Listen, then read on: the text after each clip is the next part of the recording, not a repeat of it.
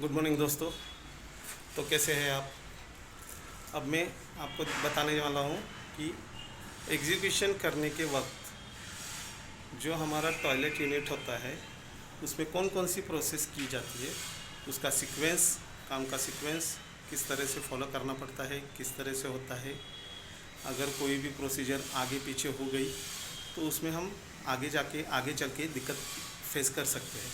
तो इसलिए मैं आज आपको बताने वाला हूँ, साइट पे दिखा के, पूरा साइट पे जो टॉयलेट यूनिट है, हर एक आइटम रॉ संग से लेके टोटल फिनिश प्रोडक्ट तक कैसे कैसे जाना है, क्या करना है, क्या नहीं करना है। और अगर आपको आप बने रहिए स्टार्ट टू एंड, एक भी प्रोसीजर स्किप मत कीजिए, क्योंकि ये बहुत इम्पोर्टेंट आइटम होता है। जो भी हम घर बनाते हैं या अपार्टमेंट बनाते हैं या फ्लैट बनाते हैं, उसमें टॉयलेट यूनिट, ड्रेनेज, प्लम्बिंग, ये है one of the most important item है। लेकिन उसका क्वांटम ऑफ वर्क जो है, टोटल वर्क के कंपैरिजन में उसका क्वांटम ऑफ वर्क जो है वो कम होता है, इसलिए हम उसे इतना इम्पोर्टेंस नहीं दे पाते हैं, लेकिन जो कि बहुत ही इम्पोर्टेंट आइटम है। तो चलिए हम एक एग्जांपल के तौर पे कहाँ कहाँ से कौन कौन से आइटम कैसे कैसे हिसाब से फाइनल करने हैं वो देखेंगे। आप बने रहिए मेरे साथ। तो दोस्तों, अभी आप देख रहे हैं रॉ संग, जो आरसीसी स्लैब किया हुआ है, छेंज का संग डाला है, जिसमें ड्रेनेज आउटलेट्स के लिए जगह छोड़ी है। यहाँ पे कुछ कुछ कचरा है, प्लास्टर होने के बाद पड़ा हुआ माल मटेरियल, उसका पहले क्लीन किया जाएगा। पूरा स्लैब क्लीन करके, चिपिंग करके, उसमें क्रैक फिलिंग और बेस कोट किया जाएगा। तो बेस कोट होने के बाद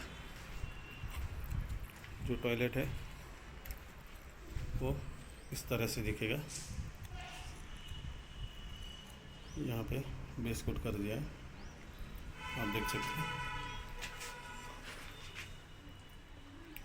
बेस कोट होने के बाद अंदर का प्लास्टर, फिर उसके बाद बेस कोट, उसके बाद में कंसील, प्लम्बिंग और ड्रेनेज, ये सब इसमें आउटलेट निकाल के छोड़ दिया है। अभी यहाँ पे हम देख सकते हैं ये बेसिन आउटलेट है, यहाँ पे टॉयलेट है, टॉयलेट का कंसील जो आइटम है वो इसमें जोड़ा है। यहाँ हॉट वाटर, कोल्ड वाटर का, उसके बाद में ये सिंगल लीवर डाइवर्टर। आगे मैं आपको दिखाते जाऊंगा कि किस तरह से फिनिशिंग होने के बाद कैसा दिखेगा, क्या दिखेगा। प्लास्टर की क्वालिटी वगैरह मस्त अच्छे से मेंटेन की है, काम एकदम साफ़ सुथरा है। अभी हम अगले टॉयलेट में जाके देखेंगे इसके बाद में क्या फिनिशिंग, क्या स्टेज, क्या प्रोसीजर फॉलो होगी। तो यहाँ देखिए, ड्रेनेज के आउटलेट सब फिक्सिंग होने के बाद ब्रिक बेड कोबा करके उसके ऊपर फिनिश किया है और बंद कर दिया है। अब इसके ऊपर फ्लोर फिनिश आएगा टाइल का। यहाँ पे आप कंसील पाइपिंग देख सकते हैं।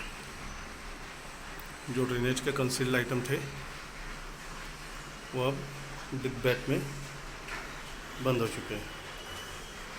इस तरह से एक एक प्रोसेस फॉलो करते करते हम पहुंचेंगे अपने लास्ट फिनिश प्रोडक्ट तक। चैम्पर फिनिशिंग इस तरह से होती है। अभी कंसील ड्रेनेज आउटलेट क्लोज करने के बाद जो इनलेट वाटर के कंसील पाइप्स थे वो बंद कर दिए गए। इस मटेरियल में एडिटिव्स, केमिकल्स डाल के बंद करते हैं, जिस हिसाब से वो वापस ना निकले। और ये जो प्लास्टर पे रफ फिनिश दिख रहा है वो टाइल के बॉन्डिंग में काम आता है। इसलिए ये किया गया है।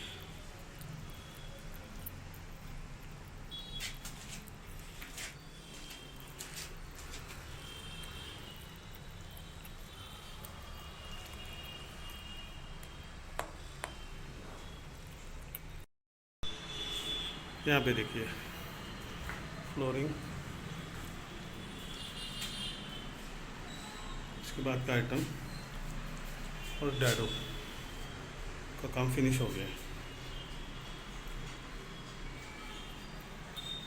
अब इस टॉयलेट में खाली बस बचा है electrical point fitting, lower window और सैनिटरी वेयर फिटिंग, जहाँ पे वहाँ पे सिंगल लीवर डाइवर्टर, यहाँ पे फ्लश वॉल, यहाँ पे बाकी फिटिंग सीपी फिटिंग्स, कमोड जैसे बैठेंगे और वॉश बेसिन।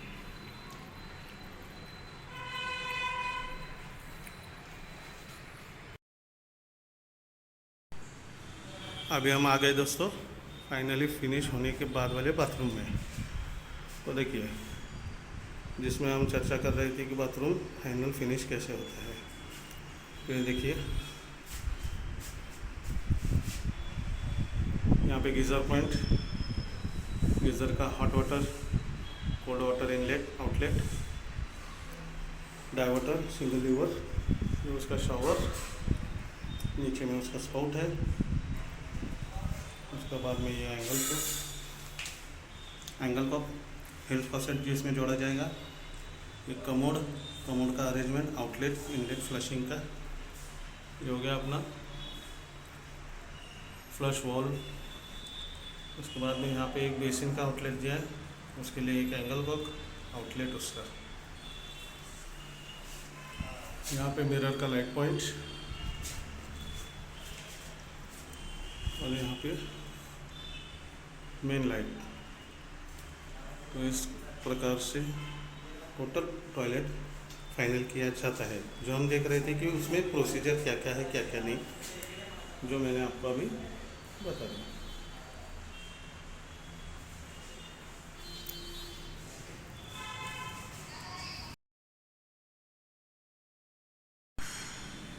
तो अब देखिए दोस्तों फाइनली सिरेमिक फिटिंग कंप्लीट होने के बाद टॉयलेट कुछ इस तरह से दिखेगा, जो अब ये लोअर विंडो में दिखा दिया है। Shower head, commode, health faucet, wash basin, light point के यहाँ पे एक बल्ब होल्डर। तो इस तरह से अपना टॉयलेट यूनिट जनरली फाइनल होता है।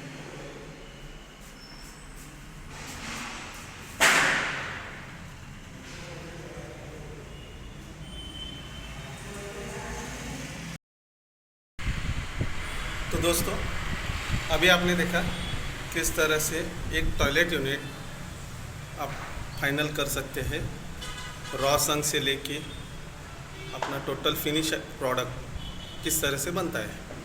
उसमें हर एक आइटम इम्पोर्टेंट होता है। जबकि हम क्या सोचते हैं कि अगर आरसीसी स्लैब का लेवल ठीक से नहीं हुआ तो वो हम वाटर प्रूफिंग में एडजस्ट कर लेंगे, लेकिन ये जो एडजस्टमेंट होती है वो आगे चल के कई बार हमें प्रॉब्लम दे सकती है। तो इसीलिए स्टार्ट से मतलब आरसीसी का जो संक स्लैब है उसकी कास्टिंग से लेके उसका कंप्लीट फिनिशिंग होने तक ईच एंड एवरी आइटम हमें ध्यान से करना है। जिस तरह से उसका ब्रिक वर्क हो गया, ब्रिक वर्क राइट एंगल में करना है, उसका जो प्लास्टर हो गया, प्लास्टर का फिनिश हो गया, उसकी प्लम्बिंग लाइंस क्लोज करने से पहले उसका हमें टेस्टिंग करना चाहिए। टेस्टिंग वगैरह होने के बाद में वो फाइनल करना चाहिए। उसके बाद में टाइल का पहले डेमो एक बार तैयार करके लेना चाहिए, कितने टाइल बॉक्स लगते हैं, क्या लगता है, क्या नहीं लगता है। अगर इस तरह से आप प्रॉपर प्रोसीजर फॉलो करेंगे तो आप काफ़ी सारे हद तक वेस्टेज भी हम बचा सकते हैं। उसके बाद में कई ऐसे जो आगे आने वाले प्रॉब्लम्स हैं जो हम कम कर सकते हैं। इसीलिए दोस्तों इस तरह के और भी इंफॉर्मेटिव वीडियोस के लिए चैनल को सब्सक्राइब कीजिए और वीडियो को लाइक कीजिए। और ये वीडियो 2025 के दिवाली की वजह से थोड़ा सा लेट हुआ है। अगली बार आगे वाले वीडियोस को ज़्यादा देरी नहीं करूँगा। ऐसे ही आपको अच्छी अच्छी इन्फॉर्मेशंस जो छोटे छोटे पॉइंट्स है वो आपको मैं कंटिन्यूअली बताते रहूँगा। तो मेरे चैनल के साथ बने रहिए। थैंक यू दोस्तों।